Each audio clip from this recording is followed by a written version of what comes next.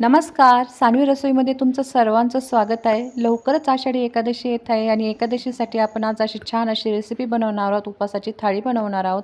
बऱ्याच जणांना साबुदाण्याची खिचडी खाल्ल्यानंतर ॲसिडिटी होते, काहींना भगर आवडत नाही, परंतु आमरस आणि पुरी ही मात्र सर्वांना आवडत असते. तर आज आपण उपवासाची आमरस पुरी, छानपैकी अशी झणझणीत बटाट्याची भाजी आणि साबुदाण्याचा चिवडा बनवणार आहोत. चला तर मग व्हिडिओला सुरुवात करूया. सर्वात प्रथम आपण आता आंब्याचा रस बनवून घेऊ. या ठिकाणी मी 3 केशर आंबे घेतलेले.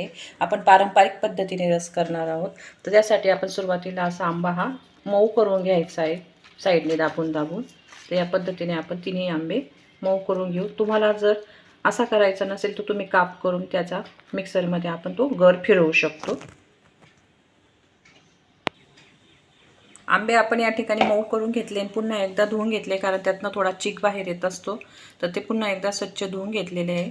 आणि आता आपल्याला हे वरचं देठ काढून घ्यायचं आहे आणि थोडासा असा साईडला पिळून टाकायचं आहे, म्हणजे चिक वगैरे काही येणार नाही. आता आपण याचा रस करून घेऊ.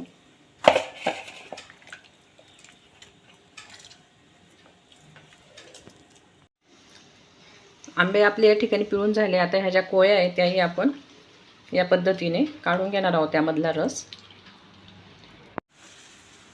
रस आपला करून झाला. यामध्ये आपण आता थोडीशी साखर टाकू आणि मिक्सरला फिरवून घेऊ आणि फ्रीजमध्ये थंड होण्यासाठी ठेवू.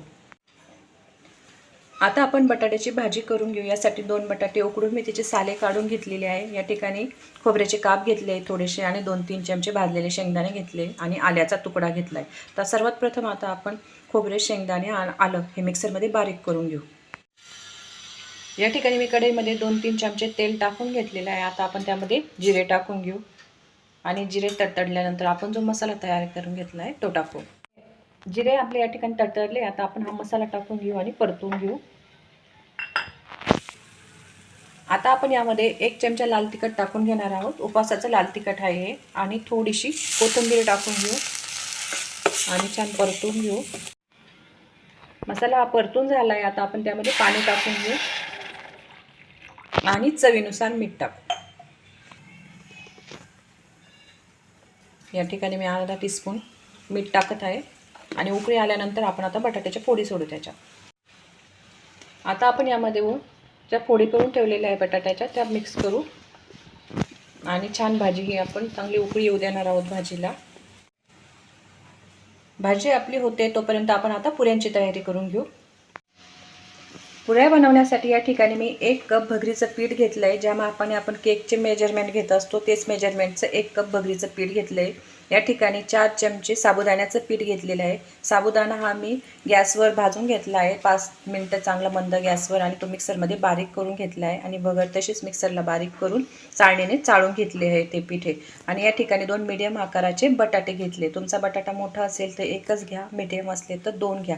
आता आपण बटाटा किसून घेऊ. बटाटा आपला या ठिकाणी किसून झालेला आहे.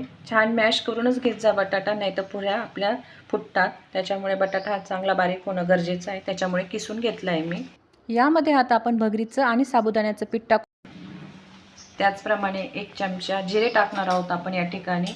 आपण या पुऱ्या रसाबरोबर खाणार आहोत, त्यामुळे इथले कुठलेही मसाले आपण टाकणार नाही. फक्त चवीसाठी थोडेसे जिरे टाकले आहेत आणि मीठ टाकू आपण. या ठिकाणी आपण मीठ टाकून घेऊ. आपल्याला हे रसाबरोबर खायचं आहे, त्याच्यामुळे आपण इतर कुठले लाल तिखट वगैरे टाकणार नाही आहे. छान मिक्स करून घेऊ आपण हे आणि गोळा करायचा आहे आपल्याला. जर गरज पडली तर थोडं थोडं पाणी टाकून गोळा तयार करू आपण. घट्ट असा गोळा तयार करायचा आहे.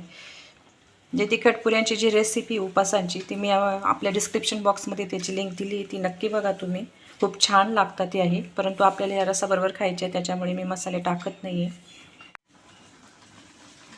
थोडंसं पाणी टाकून या ठिकाणी मी पिठाचा चांगला गोळा तयार करून घेतलेला आहे. तर या ठिकाणी भगरीच्या पिठाला जास्त कस नसतो, त्याच्यामुळे आपण थोडंसं साबुदाण्याचं पीठ आणि बटाटा टाकला आहे. परंतु बटाटा हा जास्त प्रमाणात वापरू नका, नाही तर पुऱ्या या खूप तेलकट लागतात. जास्त बटाटा वापरायचा नाही आहे. आता आपण हे 10 मिनटं झाकून ठेवू. भाजीला या ठिकाणी उकळी आलेली आहे. आता आपण यातल्या 2-3 फोडी एका वाटीमध्ये घेणार आहोत आणि मॅश करून या भाजीमध्ये मिक्स करणार आहोत. त्याच्यामुळे भाजीला छान घट्टपणा येणार आहे. त्याच्यामुळे आपण या फोडी अशा घेऊन मॅश करू आणि भाजीत मिक्स करू. बटाटा या ठिकाणी मी मॅश करून घेतला आहे. आता आपण तो भाजीमध्ये मिक्स करू आणि छान हलवून घेऊ आणि पुन्हा एक उकळी येऊ देऊ, म्हणजे आपली भाजी ही रेडी आहे. 10 मिनिटं झालेली आहे. पीठ आपलं हे भिजलेलं आहे. आता आपण हाताला थोडं तेल लावून घेऊन या छोटे छोटे गोळ्या करून घेऊ एकखट्टे. या पद्धतीने छोट्या छोट्या गोळ्या करून घेऊ, म्हणजे पुऱ्या या आपल्याला पटपट करता येतील. कारण ह्या लाटून ठेवता येत नाही, तुटतात, त्याच्यामुळे करून लगेच तळायच्या असतात. या पद्धतीने सर्व गोळ्या आपण करून घेऊ. या ठिकाणी मी प्लॅस्टिकचे पेपर घेतलेले 2, त्याला आपण थोडंसं तेल लावून घेऊ आणि त्याच्यावर पुऱ्या लाटणार आहोत आपण. आता आपण लाटी ठेवून घेतलेली आहे. आता आपण या वाटीने सुद्धा या पद्धतीने प्रेस करू शकतो किंवा तुम्ही लाटण्याने देखील लाटू शकता. या पद्धतीने करणार आहोत. आणि ह्या कडा कस नसल्यामुळे आपल्या हे होतात, आपण वाटी ठेवून गोल आकार देऊ शकतो त्याला. तर आता आपण वाटी ठेवून गोल आकार देऊन घेऊ. आता आपण याच्याने वाटीने गोल आकार देऊन घेऊ आणि ज्या साईडच्या कडा आहे त्या काढून टाकू, म्हणजे गोल पुरी होईल. तिने आपल्याला थोडं वरतून तेल टाकायचं आहे, म्हणजे पुरी छान फुगते. तुम्ही बघू शकता छान पुरी आपली फुगलेली आहे. याच पद्धतीने सर्व पुऱ्या आपण करून घेऊ.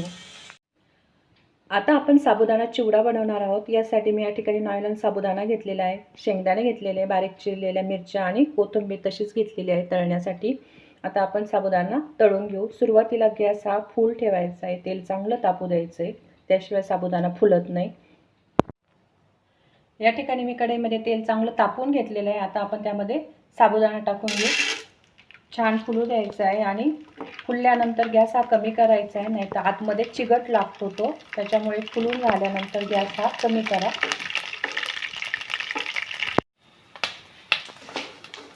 साबुदाणा आपल्या या ठिकाणी छान तळून झालेला आहे. जेव्हा त्याचा आवाज तडतडीनं बंद होतो, म्हणजे त्यातील पूर्ण मॉइश्चर गेलेलं आहे. तर आता आपण हा काढून घेऊ. सर्व साबुदाणा आपल्या या ठिकाणी तळून झाला आहे. बघू शकता खूप छान असा फुललेला आहे. आता आपण शेंगदाणे आणि मिरच्या आणि कोथिंबीर हे पण तळून घेऊ. छान खरपूस असे आपण शेंगदाणे तळून घेऊ. तुम्हाला जर आवडत असेल तुम्ही जास्तही टाकू शकता किंवा खोबऱ्याचे काप, काजूचे कापही टाकू शकता.